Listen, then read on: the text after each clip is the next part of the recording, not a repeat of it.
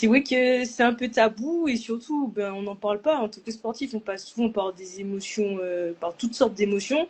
Dans une carrière, il y a forcément des hauts et des bas.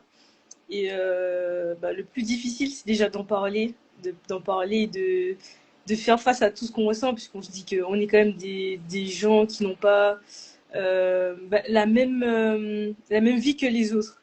Donc pourquoi se plaindre quand on a déjà une vie exceptionnelle? Pourquoi parler de ce qui va pas? Parce que tout le monde, en fait, tout l'entourage, les amis, les gens qui nous regardent, nous prennent pour des sources d'inspiration et avec raison. Mais c'est vrai que le plus souvent, on n'ose pas parler quand ça va mal et surtout quand il y a des coups de moins bien.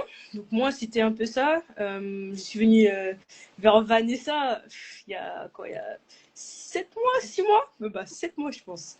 Ouais, Dans c'était en janvier. D'ailleurs, finalement, quand on y pense, tu fêtes presque ton anniversaire, puisque l'année dernière, à la même époque, en fait, c'est de ça dont on parle, et c'est ce que tu vas nous expliquer, comment tu y allais quasiment un an, quasiment jour pour jour. ouais, c'est ça en plus. Hein. Donc bah, il faut savoir que moi j'ai passé tout mon mois de décembre en PLS complètement. Moi je pensais même arrêter le foot l'année dernière parce que bon bah ça n'allait pas forcément dans le club où j'étais à Milan. La coach m'avait clairement fait comprendre qu'en gros, je faisais pas partie de ses plans. Non pas parce que je suis pas une bonne joueuse ou quoi que ce soit, mais parce que oui, ça arrive. Il y a des coachs avec qui ça passe pas, le courant passe pas. Et je m'étais blessée. À cette époque-là, j'étais blessée. J'ai suis passé un mois. J'avais une lésion au quadriceps et je ressentais déjà des palpitations.